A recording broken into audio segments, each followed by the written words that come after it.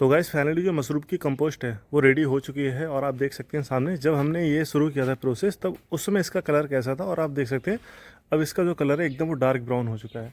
लेकिन अब इससे भी ज़्यादा इंपॉर्टेंट जो काम है वो है ये इन सेट्स को बनाना, ये जो पूरे रैक हैं इनको बनाना, ये बहुत ज़्यादा इंपॉर्टेंट है। तो इस वीडियो में मैं आपको ये चीज़ क्लियर दिखाना चाहता हूँ कि इनका जो सेट है उसको कैसे बनाते हैं, क्योंकि जो मैंने स्टार्टिंग की वीडियोज़ थी मैंने आपको बताया था कि सामने आप ये जो देख रहे हैं टीन सेट, इसके अंदर ही हम अपना मशरूम का जो सेटअप है उसको करेंगे। तो ये जो मतलब जो सेटअप है इस तरह का हमने फर्स्ट टाइम किया है।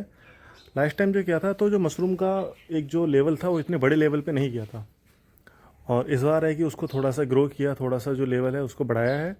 और कैसे करके जो मशरूम का जो पूरा सेटअप है उसको बनाया जाता है वो मैं आपको इस वीडियो के माध्यम से दिखाना और बताना चाहता हूँ कि कैसे आप लोगों ने करना है। जब आप मशरूम ग्रो करें तो आपके मन में किसी भी तरह का कोई डाउट नहीं रहना चाहिए, और जो सारी चीज़ें हैं जो प्रॉब्लम मैंने फेस की हैं वो आप कोई भी लोग उस तरह की किसी भी प्रॉब्लम को फेस ना करें।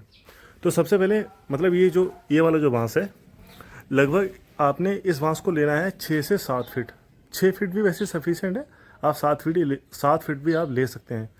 और जिसको आपने 4 फीट की डिस्टेंस पे इसको ज़मीन के अंदर गाड़ना है। 4 फीट की डिस्टेंस यानी कि अभी मैं आपको बताता हूँ, जैसे ये बांस और वो बांस, इन दोनों बांस के बीच की जो डिस्टेंस है वो 4 फीट होनी चाहिए, इसके और इसके।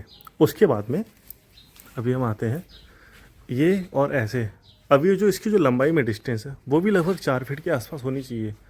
ये एक वो स्टैंडर्ड साइज़ है जो कि लोग जो मशरूम बड़े लेवल पे ग्रो करते हैं और जो फॉलो करते हैं, वो चीज़ मैं आपको बता रहा हूँ।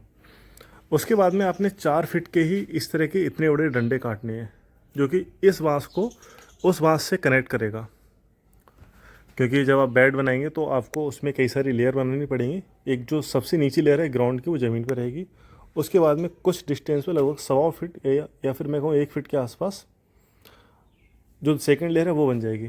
तो इस तरह से लगभग सभी लोग 4 लेयर बनाते हैं, बट मैंने इस बार जो प्लान किया वो लगभग 5 लेयर का प्लान किया है, जिसकी वजह से ये वाली जो डिस्टेंस है वो थोड़ी सी मैं कह सकता हूँ कि कम है, इतनी कम भी नहीं है। और तो उस चीज़ को ध्यान में रखते हुए मैंने जो 5 लेयर इसमें बनाई है। उसके बाद फिर ये वाला जो साइज़ रहता है वो लगभग 15 से 16 फीट का रहता है।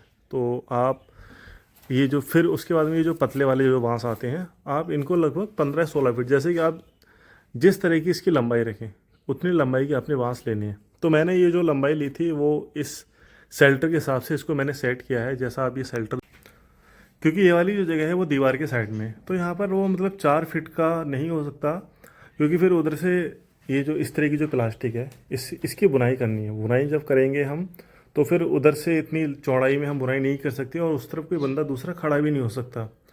और जब मशरूम ग्रो हो जाएगा तो अभी जैसे ये 4 फीट का है, तो जब मशरूम की हम यहाँ पर हार्वेस्टिंग करेंगे तो 2 फीट तो हम ऐसे हाथ बढ़ा के यहाँ से इधर से यहाँ से तोड़ सकते हैं, और सेम चीज़ जब हम यहाँ से घूम के उस तरफ जाएंगे तब वो चीज़ कर सकते हैं।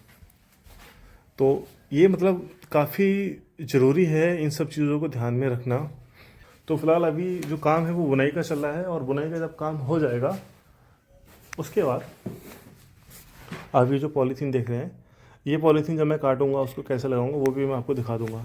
ये पॉलीथीन हम इसके ऊपर बिछाएंगे, और इसके ऊपर बिछाने के बाद में मतलब अभी इसमें हमने जो प्लास्टिक उसकी बुनाई नहीं की है, जैसे ये है इसके ऊपर हम बिछाएंगे। और जो प्लास्टिक की जो बुनाई में गैप आप मान सकते हैं लगभग 1 से 1.5 इंच रह सकता है उस पर, और फिर उस प्लास्टिक में हम छेद करेंगे। छेद करने के बाद इस पर बिछाएंगे।